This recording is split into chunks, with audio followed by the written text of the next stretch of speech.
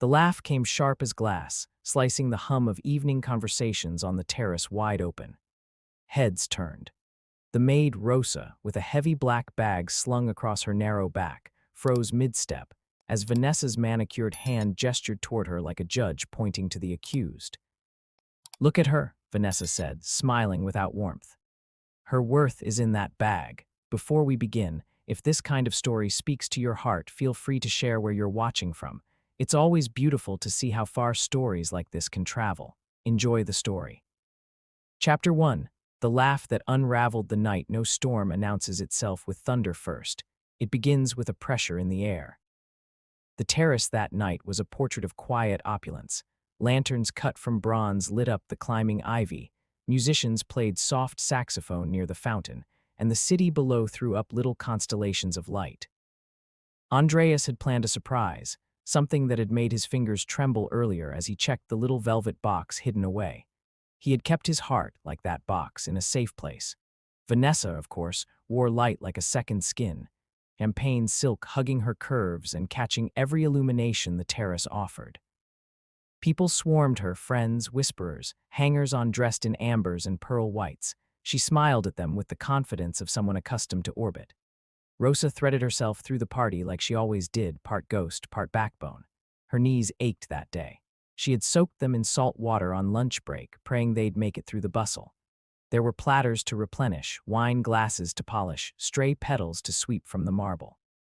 She carried the black bag because the day after any party was trash day, and it was easier to pull everything out as the night wound down: bottles from under the bar, wilted centerpieces, boxes from deliveries, and the stray cardboard that always found a way to hide under tables. The bag groaned with weight. Her back groaned with it. She kept her eyes where she always did, in the safe lane between ground and horizon, until the laughter, until Vanessa's finger. "Her worth is in that bag," Vanessa repeated, those words sliding like oil toward the lantern-lighted edges of the terrace. Conversations faltered. The saxophonist blew an uncertain note and then stopped. Rosa didn't move, the bag strap cutting into the bony plane of her shoulder. Andreas, standing not 10 feet away, newly shaven jaw, tie loosened just so, the air of a man born to this but wearing it lightly, went still. He had always hated the taste of pity. He had grown up on a street where pity did nothing but make the hungry hungrier. He watched Vanessa now, and his ribs felt too tight. Vanessa turned toward him, fully expecting the delight she was used to finding in men who had chosen her. "Darling," she laughed, resting a bejeweled hand on his forearm. "Do you see? I asked her to wait until later, until people weren't around, but she drags around that bag like some pack animal. It ruins the view." Rosa's throat tightened. The wind moved through the ivy and still nobody spoke. The strap burned where it crossed her collarbone. It was a strange thing to be made into a spectacle. The body wants to disappear and refuses to comply. She adjusted her grip, and the bag rustled. "What's inside?" Vanessa added, tilting her glass and letting the champagne kiss the rim, "is probably the most valuable thing she's touched all week." Andreas looked at Rosa then. The living room lights cast honey on her cheekbones, and he realized he had never once asked what her favorite music was, or if her granddaughter liked the lavender soap she always took home at Christmas. He had not treated her poorly, he had simply not looked. Now, for the first time, he saw her. Not as a shadow that made his life function, not as part of the house's quiet machinery, but as a woman standing with a weight she did not deserve to carry alone. He opened his mouth, closed it. There it was again, the taste of pity. He swallowed. He did not want to speak from pity. He wanted to speak from a place that remembered his mother's hands. Rosa's lips parted. She never spoke back. She had learned early, during the first house she worked in, with the boss who liked to knock dishes with the back of his hand when he was drunk, that silence keeps you safe. But there was something about the absolute ease of Vanessa's cruelty that made her chest fill with heat. She didn't raise her voice. She looked down because the habit lived in her bones, but her voice, when it emerged, held a small edge. "With respect," she said, "I carry what needs carrying so this place can shine. No dramatic speech, no thunder, just plain truth." It landed heavy. A few guests looked away, embarrassed, as if they'd all been caught stealing. Others pretended to study the fountain like it had something urgent to tell them. Vanessa's smile thinned. "Do you think that's a conversation?" she asked, arching a brow. "You don't speak when I'm speaking." You work, I speak, that's how all of this, she gestured at the pool water which mirrored the stars, exists. Vanessa, Andreas said finally, the syllables rich with warning. She didn't hear him or chose not to. She leaned toward him, lashes fluttering. Oh, come on, she whispered for him alone, performing casual cruelty that disguised itself as teasing. You know I'm just keeping her in line. People like that need boundaries. Andreas turned his head. His eyes, gray, unreadable to most, were easy to read for Rosa. She saw ice. She saw something cracking. A gardener near the steps drew in his breath. Matteo, the chef, stood very straight, towel across his shoulder, face flushed. The saxophonist shifted his weight and held his instrument like a shield. The black bag cut deeper. Rosa's hands trembled. She didn't want to cry, oh, how she did not want to cry, but a tear threatened anyway. She fought it, pressing back against humiliation the way you brace your back against a storm door when the wind shoves. She bent to pick up the bag again, to disappear herself, and it was then, while the terrace watched, that fate added its own mischief. Her apron pocket snagged. The stitching, already loose from months of keys and safety pins and tiny notes reminding her when to take her blood pressure medicine, gave way. A small velvet box, no larger than a folded palm, slipped free, bounced against the hem of her skirt, and dropped into the mouth of the bag with a muffled thud. Everyone heard it. The bag swallowed secrets for a living, and it made no comment. Rosa blinked, startled, one hand still on the apron's torn edge. Andreas felt the blood leave his face. He knew that sound. He and the jeweler had joked about the click the box made as if it were a heartbeat. He had asked Rosa earlier that afternoon, quietly, respectfully, if she could keep the velvet case in her apron until he was ready. He had wanted to place it beneath the lanterns when the music swelled, flute, not saxophone, something tender, and then to say words he'd rehearsed in front of his bathroom mirror. He had wanted Rosa there because he trusted her steadiness. He had wanted his future to be watched over by a woman who did everything without being seen. Vanessa glanced at the bag but didn't register what the drop had been. Honestly, she said, gentle venom curling, you should have trained her better. Andreas stepped forward. The decision arrived like breath. It traveled through all the rooms of him and lit lamps as it went. He placed one hand on the strap of the bag and the other under its belly, and he lifted it off Rosa's shoulder. The weight shocked him. It wasn't just bottles and boxes, it was everything. Enough, he said. This time the word came like the first drum of rain. The terrace, which had stretched on a string of silence, snapped tight. Vanessa, he continued, voice steady, vaulting over the tremble he felt. Stop, she laughed. It fractured. She recovered. You're overreacting, she said, the syllables lazy, as if his concern bored her. Everyone knows she's not our equal. A dozen emotions raced in him at once, anger, pity, shame for his proximity to her, grief for the proposal he realized in a flash he would not make. They collapsed into dignity. No one is asking to be your equal, he said, only to be your equal in being human. Chapter 2, The Ring That Never Found a Finger. He set the bag on the floor, carefully. Then he went down into it, fingers finding glass and twine and a rectangle of cardboard slick with condensation. He moved gently, because the smallest thing can ruin a moment or save it, and found velvet. He closed his hand around the box and lifted it into the light. People inhaled. Vanessa's face changed, confusion flared into comprehension, then panic disguised itself as humor. Andreas, she said brightly, too loudly, as if happiness were a thing you could yell into existence. No, stop. You'll make me cry. She shook her hands in fake shock, and the diamonds on her wrists published little rebellions of light. Darling, not like this, not with all this. He wasn't kneeling. He held the box the way a man holds something he is returning to a store. His lips were a hard, thin line. You could feel the furnace under his sternum, heating slowly to a pitch. I asked Rosa to keep this safe, he said, his voice clear, carrying, because I trust her more than I trust anyone here. Vanessa laughed again, too bright. Her eyes sought the quiet approval she usually harvested from a room. She found none. The guests were leaning in, yes, but it wasn't for romance. It was to witness an accident of character in motion. You're making this ugly, she insisted, indignation peeking out from under her lacquer. It was a joke. Jokes don't make people want to shrink out of their own skin, he said, and he was not a man punching down. He was a man lifting something heavy, his own illusion. It was cruelty, Vanessa. You choose it because it makes you feel large. He turned toward Rosa. She had pressed her hands flat against the apron, as if smoothing out her heartbeat. Tears shone but did not fall. He lowered his voice for the first time. "Are you hurt?" he asked. She shook her head. "No, sir." Then, because nobody had called her ma'am or even Rosa with tenderness in a long time, she swallowed the sir and added softly, "I'm all right." He nodded. Something unclenched in his gut. He looked at the box in his hand. Raised brows all around the terrace told him, this is a scene, whether you like it or not. Life had a way of scheduling its revelations without confirming your calendar.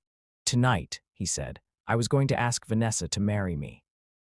The reality of that sentence, how close he had been to it only minutes ago, almost knocked him backward. "Rosa kept the ring for me. She carried it with care. You," he pointed, not angrily, but as a man who has had a veil ripped, pointed to the bag in her hand and told her that's where her worth belonged. Vanessa went stiff. "You can't talk to me like this in front of them." She glanced at the guests, trying to summon them to her defense by dint of shared class. No one moved. The people who loved a spectacle were finally confronted with its cost. "Then in front of whom?" he asked. "In the mirror." Her mouth opened, closed, and then the first crack her voice rose. "I love you," she said, the words sounding like a plea she'd never practiced. "You are making this into a performance. You're humiliating me." "Humiliation," he said quietly, "is the currency you paid with first." It felt suddenly like the house itself had a throat and had swallowed. Wind worked the ivy and made it murmur. The pool made a sound like lungs. Vanessa reached for him, her fingers seeking the crook of his elbow as if a touch could reset a narrative. "Darling," she said again, softer this time, "don't take everything so seriously. You know my background, you know what I came from, you know I will never be disrespected again." The words landed oddly. They hung there. Rosa's eyes lifted slowly, surprise flickering like a struck match. She had not been sure. She thought she recognized something once, the set of Vanessa's jaw, the way her vowels tightened on certain words, but memory had 1,000 tricks and she had not been certain. Andreas blinked. He had known. Vanessa had grown up in a small town with a father who left and a mother who cleaned houses, had clawed her way to the city, to an internship that paid nothing but proximity, had learned how to wear a dress the way some people learn languages. He had admired her edge once. He had mistaken it for courage. He breathed once, twice. "I won't marry a person who makes it her sport to step on other people to stay tall," he said, simple as if stating a weather forecast. He placed the velvet box on the table beside the water pitcher with a small, decisive click. The sound of the ring box against wood traveled farther than music. Some people flinched. Others stared. The terrace tasted the metal of decision in the air. Vanessa's face, her weapon and her mask, shifted through half a dozen expressions in a handful of seconds. The one that lingered was not anger. It was naked, feral fear. "You can't embarrass me like this," she whispered, the edges of her steel dissolving. "Not after everything. You, this house, your friends, you were my proof I wasn't that girl anymore." Rosa lowered her eyes because it was indecent, somehow, to watch a person left without their armor, and yet the whole terrace watched. Chapter 3, The House Remembers. The house had roots deeper than the pool dug into the earth. It had seen 100 parties and 1,000 quiet heartbreaks. It remembered a kitchen in winter when Andreas's mother, Eva, had taught him to cut apples at 8 years old. She'd had a habit of giving away the ripest fruit to the neighbor whose pantry's walls were visible through it. When she died, Andreas had installed the fountain she'd always wanted and started giving away in her name. Quiet donations to schools, yes, but more often envelopes of bus cards slipped into the hands of people whose silence he trusted. Rosa had joined the house 2 years ago when her son's construction job ended with a layoff and a fracture that never healed right. She'd come in with hands like maps and a voice that apologized for existing. The first week, she'd broken a champagne flute and then paid for it out of her check because she didn't know this was a house where people said it's okay and meant it. Andreas had noticed, especially when Matteo, without being asked, took money out of the kitchen tip jar to replace what she'd lost. People like Rosa make any house into home.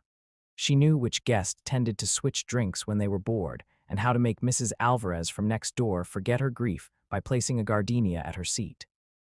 She wasn't warm in public. She had learned that warmth invited risks, but she was an artist of noticing.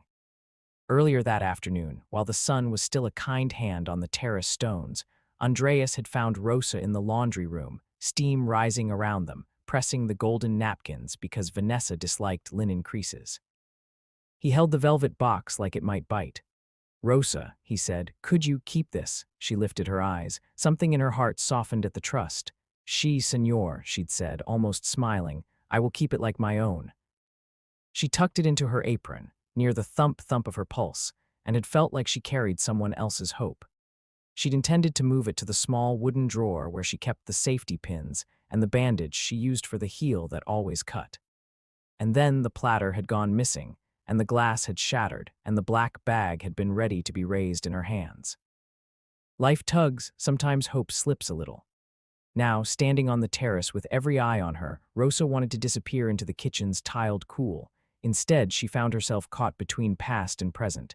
Vanessa's voice, tight now, not silky, pulled her back. You all want something from him, Vanessa snapped at the guests who had turned statuesque with discomfort. Every single one of you, you call it friendship, it's gravity, he has the mass, you orbit. Mateo's flinch was quick. He looked down at his shoes. The saxophonist set his instrument in its case, the click a small punctuation. And you? Andreas asked. What do you want? She opened her mouth. The truth burrowed. I wanted never to be looked at the way my landlords looked at me when I was late with rent. I wanted to be the person who could turn up her nose at a stain. I wanted immunity. Out loud, she said, I wanted to be safe.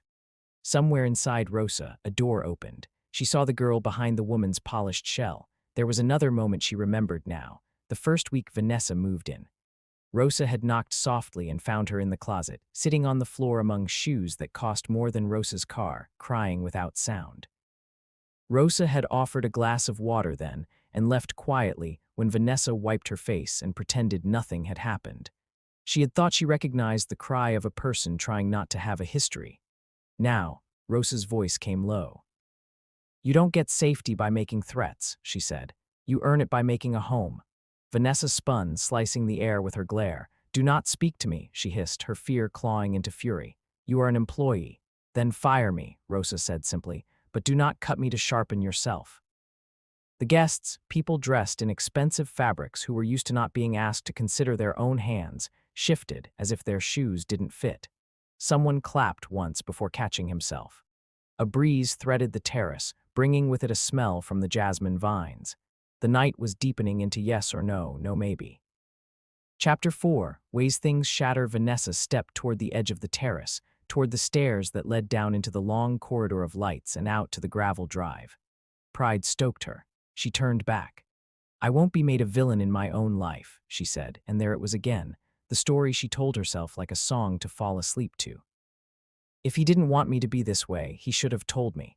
Andreas looked at her for a long time. I told you the first night we met that my mother cleaned houses, he said. I told you it made me who I am. You said it was cute and that we were past that now. I should have heard what you meant. I didn't. That is on me, she bristled. Oh, so it's me or your staff, your charity or your love. Classic. It's me and my values, he answered, no anger, just clarity. And anyone I love will love them too. Rosa watched him stand there and thought of how men look different when they are someone's son. She saw him as Eva's boy, his jaw set the way hers had been when the landlord said she was late with the rent. She saw, suddenly, what the house was worth when the right people were inside it. Vanessa took one step down. Then two. She paused, her back a perfect line, chin high, dress shining as if it didn't care who wore it. Remember this when your friends leave, she said. You are alone, he could have answered. He could have told her that loneliness is a different animal when you feed it honesty. He didn't. He picked up the ring box. He turned it over in his palm like a stone. She left. The sound of her heels was a metronome down the stairs. The terrace exhaled one long, tremulous sigh. The saxophonist, not knowing what else to do, lifted his instrument and played something low and human. The house drank the notes. Andreas set the ring box down again and looked at Rosa. I'm sorry, he said, the apology looking like it had needed somewhere to go for years. For every time I didn't notice. Rosa broke then. Not into sobs, not into the kind of crying that puts hands on faces. Tears found orbit and fell. It's not you, she whispered. There are always Vanessas, and there are always houses. We learn how to live between them. He shook his head. No, we build better houses. Guests, the bolder ones, began to speak. Mrs. Alvarez stepped forward with a crooked smile that made the right side of her face rise. Rosa keeps basil in the vase in front of my window, she confessed, seemingly to the air. So it smells like summer when I'm sad. The gardener nodded. Mateo added, she taught me to add orange zest to the chocolate tart. It changed everything. The night softened. Empathy is a kind of heat. It melts the armor we don't know we're wearing.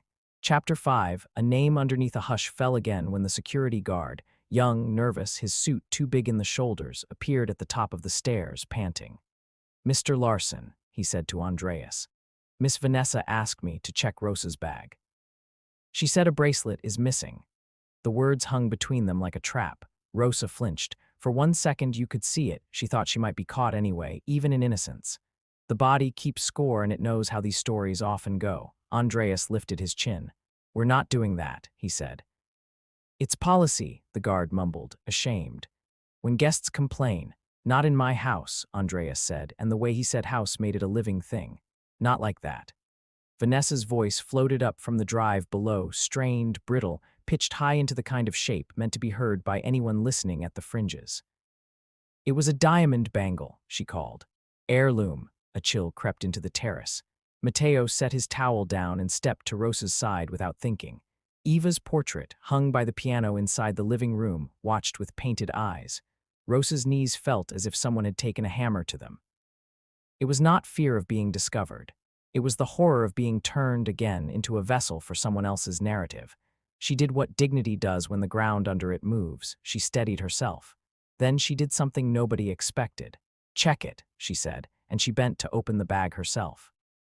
Check it all, but first, she straightened, met Andreas's gaze. Her Spanish wrapped itself around the English words she chose softly like a shawl. I knew her, she said. The terrace stilled. In Santa Teresa, Rosa continued, as if the town rose like heat into the night between them. Not exactly, but I know the kind of girl she was, the way she walked, the way she held her mouth when she said a word she had learned from someone else. A person who has been invisible recognizes another one who has graduated from it. It wasn't an accusation. It sounded like the beginning of a prayer. When my son was little, she said, we lived 2 blocks from a house with red bougainvillea and a gate that always squeaked. There was a girl there with shoes always a size too big because they were secondhand from a neighbor. She used to climb the cinder block wall to sit with my boy and share a peach. Once she cried because someone said her mother stank like bleach. She wanted to break the bottle. She stopped, weighed the next truth, chose it. I don't know if she was Vanessa, she finished, but I think so. I think she learned to hate the smell of bleach so much she made herself allergic to anything that reminded her.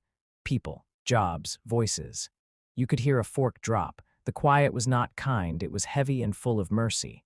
Andreas's throat worked. He saw suddenly a line drawn between a girl on a cinder block wall and the woman with a champagne glass biting into her fingers. He understood, perhaps, what she had been running from. That did not excuse tonight. It added a second layer of story to it. He walked the thin rope between compassion and consequence. Rosa, he said softly, no one here will check your bag. No one here will doubt you, she shook her head. Let him check, she said, nodding toward the young guard.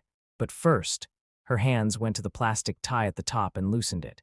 She dug without flinching through cardboard and stems, tissue paper turned to paste from melted ice, a cork she had slipped in when someone dropped it near the edge of the pool. A small glint shone near the bottom. She reached for it and lifted out, her fingers darkened with soggy paper, the diamond bracelet, the bangle Vanessa wore on her left wrist when she wanted her story to be everyone's attention. The terrace entered that realm beyond silence where the air itself seems to step back. Rosa turned the bracelet over in her wet hands and held it toward the security guard. It must have fallen in, she said. No triumph, nothing but the relief of truth. What she did next left everyone truly speechless. She held the bracelet not to the guard, not to Andreas, but toward the stairs, into the shadow where Vanessa's retreating figure had paused halfway to check if the performance remained about her. Rosa waited. Vanessa, drawn by that curious tether of shame and needing to be seen, took 2 steps up until she was visible again, the gravel dust on her heels, the shine on her face broken by the wet of almost tears. Rosa extended the bracelet. Your mother, she said quietly so the knight had to lean in, used to keep her wedding ring in a coffee can. She called it her future. You shouldn't leave yours in the trash. The words were not about diamonds. They were about what Vanessa had chosen to throw away and what she still could pick up. Vanessa took the bracelet with a hand that shook. For a second, just one, you could see the girl on the cinder block wall climbing a different kind of height. Her mouth opened, closed, no words found her. It was as if Rosa had given her something heavier than jewelry, an invitation to a self she could still become. She lowered her eyes, that old habit surfacing. Without another word, she turned and went, slower now, measured. She did not run. It was a retreat that knew itself as such. The terrace did not applaud. Relief is not the same as victory, but Mateo exhaled a prayer that tasted like thank you. Chapter 6, How Houses Are Built, What Happens When a Scene Ends. People still stand there, awkward with the remains of an adrenaline they don't know where to put. Someone always offers coffee. Someone else checks their phone as if Instagram can metabolize what they've witnessed, but sometimes, rarely, a moment becomes a vow. Andreas asked everybody to sit, not just the guests, everyone, on the terrace steps, on cushions plucked from lounge chairs. Rosa demurred automatically until he shook his head and gestured to a place beside him. It felt wrong at first, workers' clothes brushing satin gowns, laughter cautious, power lines redrawn. Then it felt like how it should have always been. He cleared his throat. "In my mother's kitchen," he said, "there was a little sign my aunt painted that said, 'The table is where we learn each other.' I forgot that somewhere between contracts and consultants. I don't intend to forget again." He turned to the staff first. "From this day forward, if anyone, guest, friend, family, disrespects you, they don't come back here. This is your house as much as mine when you are here in it." He paused. "We'll draft it, we'll make it policy." Then to the guests, "This isn't about canceling a person. It's about demanding we all stay awake, myself included. Tonight, we let something ugly breathe for too many minutes before we gave it a name." Rosa stared at her hands. They smelled like lemon cleaner and jasmine. She could not remember the last time someone had said out loud she was part of a house, not just its moving parts, but its purpose. Mrs. Alvarez sniffled. "I always liked your mother," she told the fountain. "She used to send soup when my husband had chemo, and she would sing while the onions softened." "Hum this for her," Andreas said, and he nodded to the saxophonist, who played the melody that old wives hum to sleeping babies, the one that has no name because it knows all of them. Rosa's mind wandered to the little apartment with the too small window where her granddaughter's homework was taped to the wall with masking tape. She thought of how proud Leela would be to hear that her abuela sat on the steps next to the rich people like it was nothing. She felt like calling her right then. Instead, she pressed her hands on her knees and felt the weight of a new choice come to rest there. "Andreas," she said when the music finished, "I cannot take being called house manager like a trophy. I am tired. I am 56. My feet hurt like they are older than your house. But I will accept this if you let me build something with you." He turned, curious. "Tell me."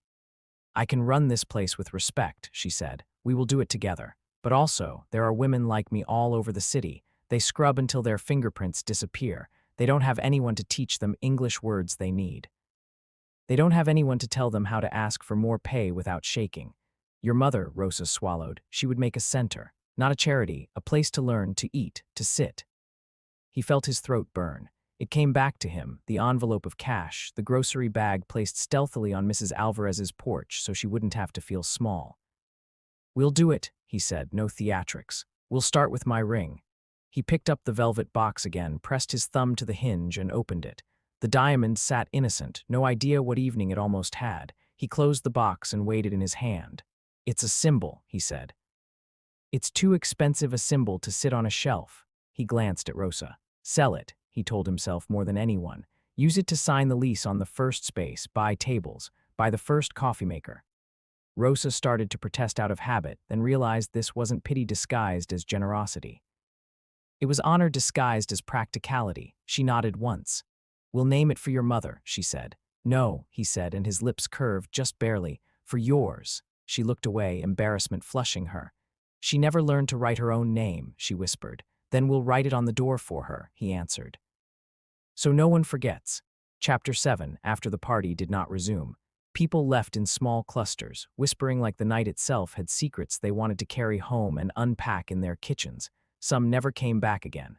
Others did, changed by the feeling of sitting on stone steps and not bursting. Rosa made coffee the way she liked it for herself in the kitchen and poured one for Mateo, who sat with his elbows on his knees like a boy. They didn't talk about it. They talked about basil again, and strawberries that never got sweet enough in this climate. The body craves the ordinary after a quake. Andreas found himself alone later in the living room, the velvet box now empty. He put it in the junk drawer with rubber bands and a dried-out pen. He stood in front of his mother's portrait and told her what happened without saying it out loud. He imagined her taking the ring and placing it on the counter like a tomato and saying, "We'll make something with it then." Outside, the terrace cooled. The ivy listened.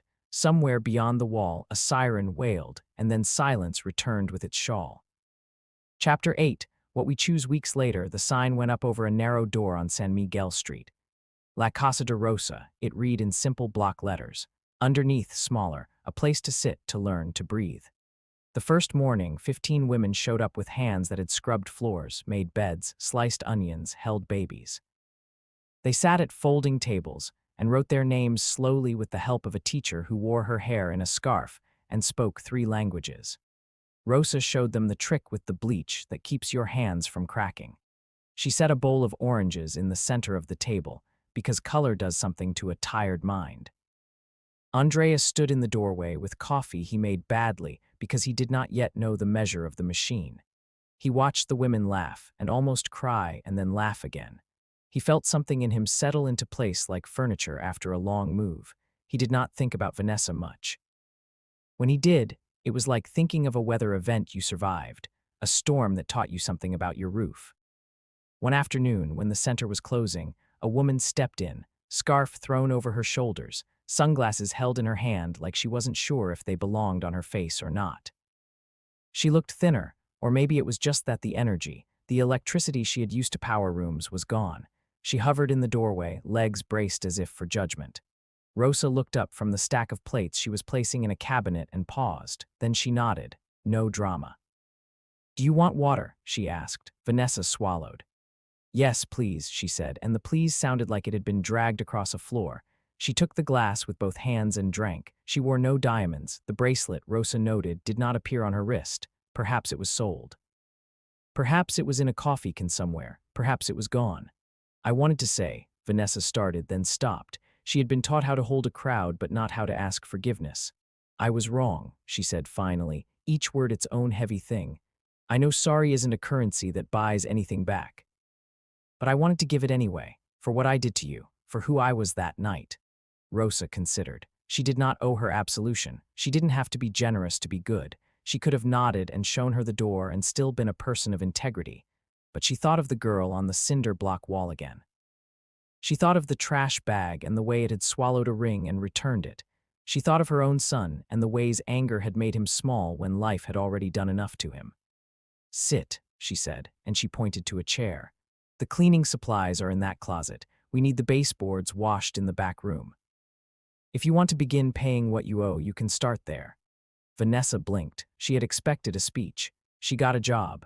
She set her glass down and looked toward the back, where a blue cart held sponges and a spray bottle with words in Spanish on the side. She inhaled. Then she stood, took up a rag, and went where she was told. No one applauded. No one recorded it for the internet. The baseboards came up a shade wider. The body, when it bends, remembers where it has been. Later, Vanessa returned the rag to its place and walked back to the doorway. She didn't cry. She didn't ask for more. She said, "Thank you," barely above a whisper, and left with her spine exactly the height it should be. Chapter 9. The table the mansion on the hill learned new habits. The long oak table hosted dinners where the staff sat at the same time, not afterward, with chairs even in number, not shoved to the side. The guests who didn't know how to sit at such a table stopped coming.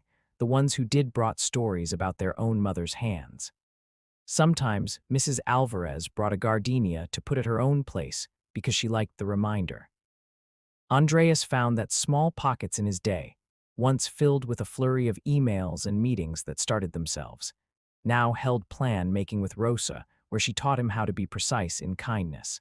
Mateo decorated pastries with orange zest and wrote recipes under them like prayers.